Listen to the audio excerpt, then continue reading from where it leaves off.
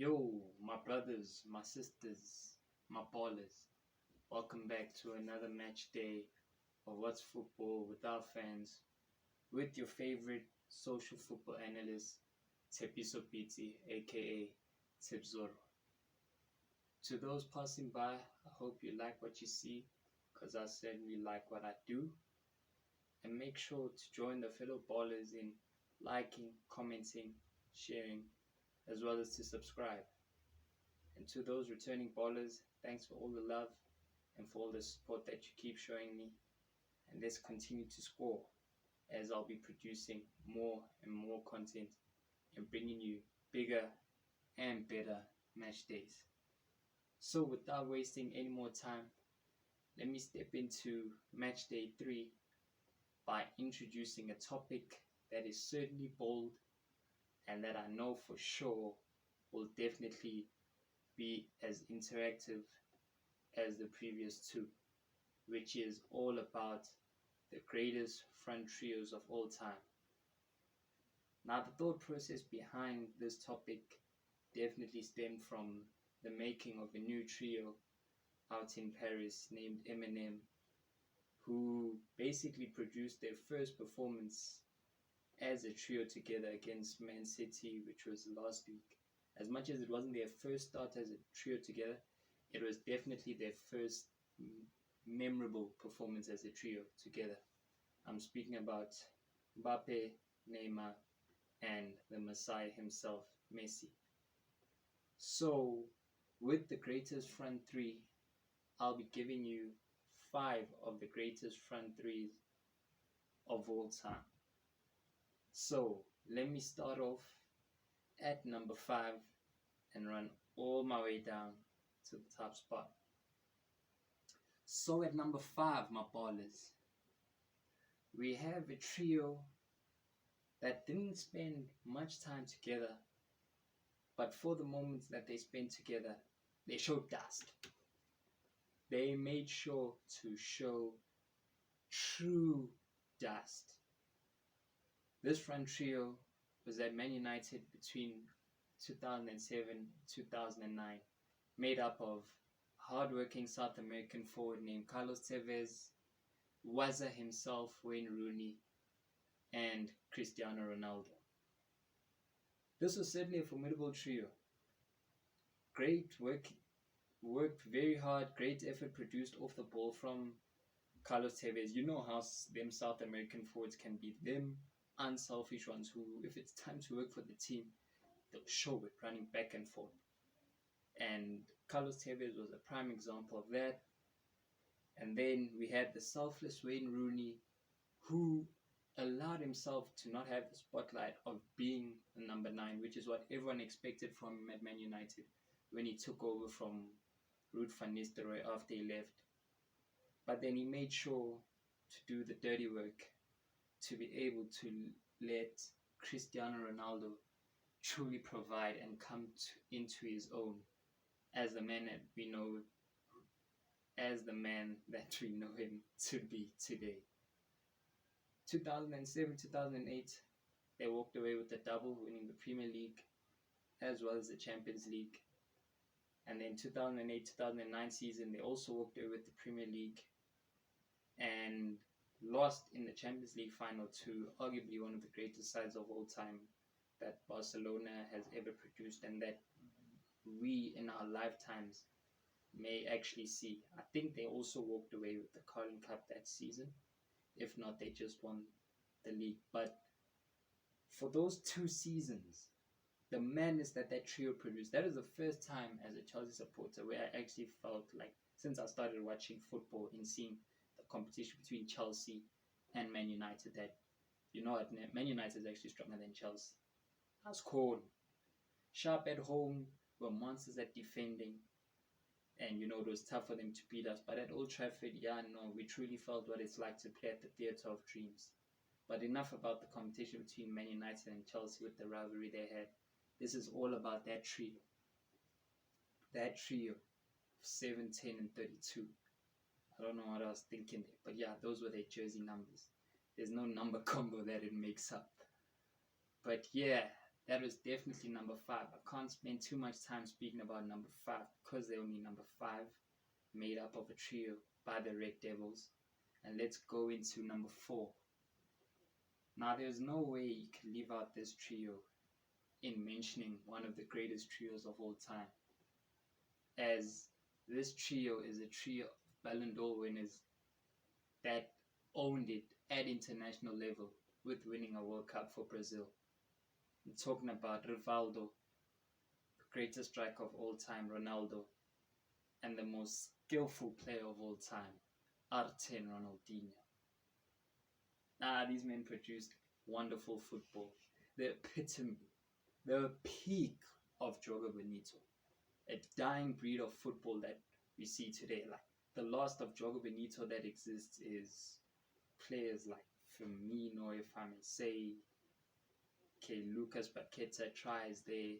We don't even attach the name Jogo Bonito anymore to the next gen of Brazilians that just won the Olympics in Anthony and Claudinho, even though they're hella skillful and playing the same way. But the things Ronaldo, Rivaldo, and Ronaldinho were able to do together in the 2002 World Cup was mad.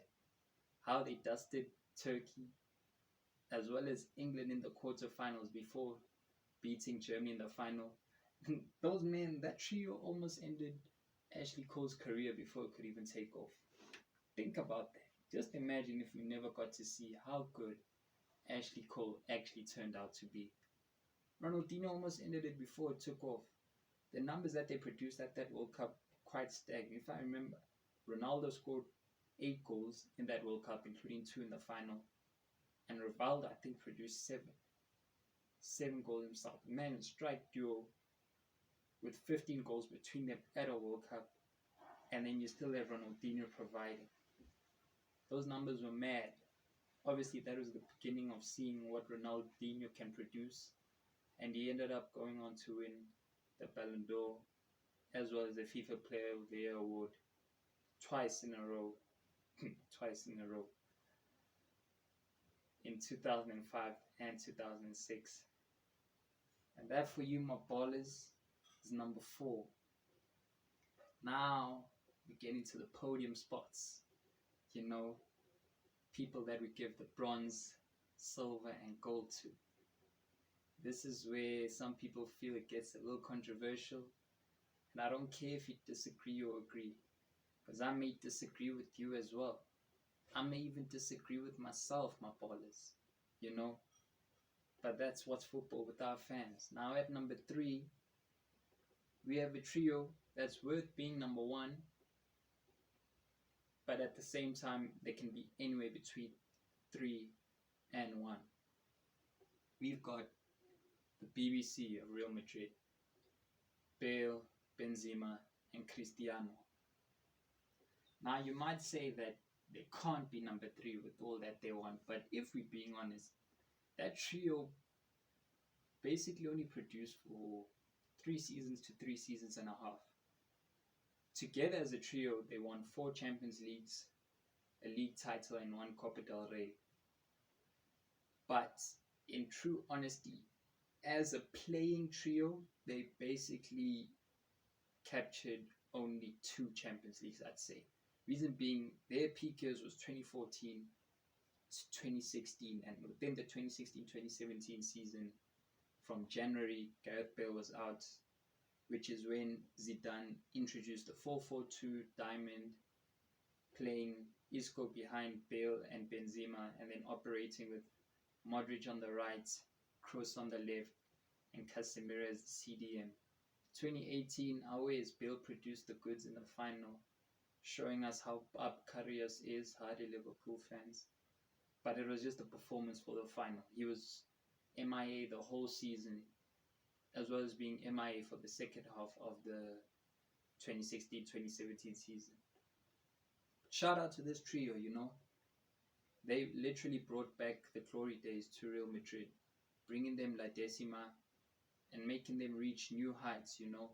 No team has won the Champions League 3 times in a row, and this trio was heavily responsible for that, including an amazing trio in midfield who honestly can go down as one of the best trios of all time, let alone if you're talking about a front trio or a trio with a midfield player and a defensive player together. Like, if we're just saying trios in general, they're definitely top 10 of all time. But that's a story for another day. I'm speaking about Casemiro, Modric, and Kroos. But back to the BBC, our Real Madrid broadcasters, the Galacticos broadcasters, made up of one signing who was bought to break the world record and another who was bought to actually break his world record. The numbers that they produced were mad. They were mad, my ballers. They were mad. They were mad. But it's all said and done right now, as the team's going through tough times, but there'll certainly be a light at the end of the tunnel very soon, with the man himself, Ancelotti, back in the helm, that actually produced this trio and gave Los Blancos La Décima. Enough about them. Let's go to the silver medalists. Now, thinking about it, since it's only between two, I might as well give you the silver medalist and the gold medalist. And then after mentioning them both, elaborates on the silver medalist and then elaborates and put all the shine on the greatest trio, front trio of all time. So at number 2, we have trio made up of the African giants, Sadio Mane, a wonder of a gem from South America, in Roberto Firmino, aka Bobby, and Liverpool's very own Pharaoh, Mo Salah. What a guy, what a talent, what a trio that is. Literally, that trio has made Liverpool relevant again. Facts. We can put the shine on Van Dijk, can put the shine on Alisson, but at the top level, it's the goals that are produced to win games that matters most. And they might have had a dip last season, which I put down to burnout. The money that we saw was not the money that we know.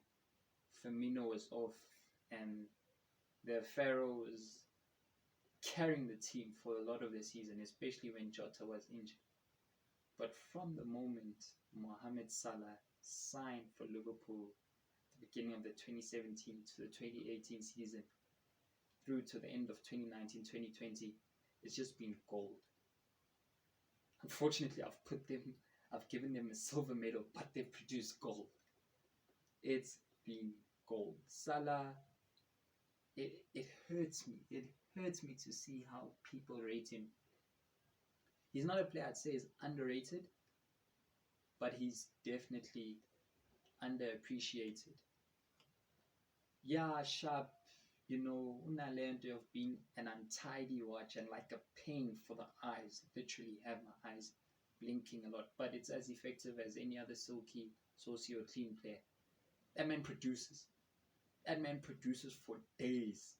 And it was hurtful to see Liverpool fans actually underappreciating him as well, until probably last season, with seeing all the work that he did just to maintain Liverpool's place in the top 4.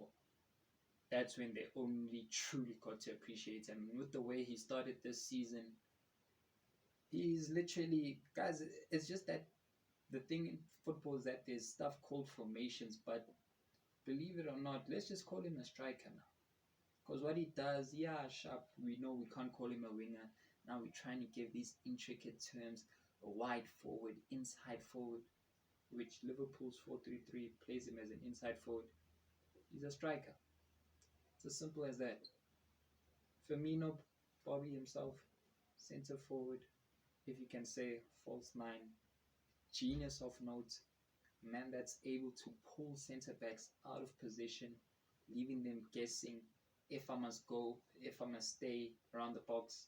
Ends up adding an extra number in midfield as an outlet for attack and creating space for Mane and Salah to converge in behind him.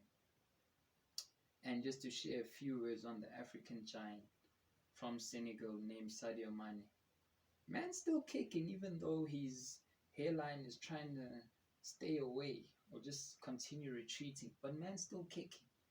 Whether it's service from Salah from the right, Robbo from the left, Route 66 delivering from the touchline, he still continues pushing on, proving doubters wrong. And it's always beautiful to see an African man like the African giant Sadio Mane continue to shine the way he is. Continue to shine the lights on for the continent, son. Now, I'm done speaking about silver medalists. It's great to finish second, but we can't spend that much time on second, because you're said to be the best losers. Let's speak about number one, the diamond, gold, platinum, whatever you name you want to give MSN. So obvious that y'all knew that is the greatest front trio we have ever seen put together. Messi, Suarez, Neymar. Literally, they had a young Neymar coming of age with Suarez and Messi in his prime. And at the time, I can basically say they had the perfect coach who literally plays simple attacking football and then off the ball has simple tactics of making sure that the striker is the first defender of the team in pressing to prevent the holding midfielder or the centre back that brings the ball up from playing. Luis Enrique's tactics were very simple. What made it even better is that his main tactic was to have the ball released quickly to the attackers. We know that's all Sergio Busquets' job is to do. Break, release, simple football. Iniesta, bring in your ingenuity with your craft and your silkiness. Rakitic, you've been bought exactly to do that with an aging Xavi and with Cesc Fabregas leaving. That's all they had to do. Release the ball, go let the front three do their thing.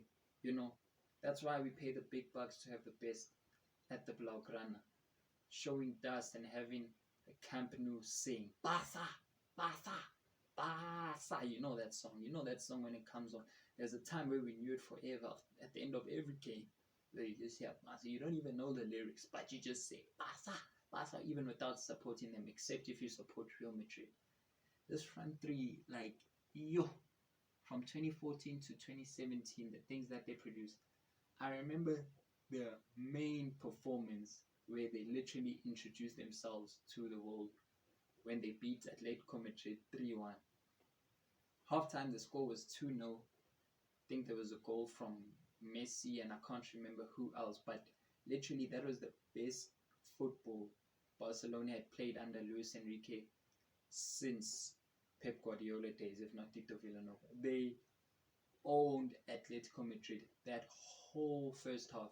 Because if you remember clearly, at the end of the 2014 season in the World Cup, Suarez got that 4-month suspension for biting Chiellini.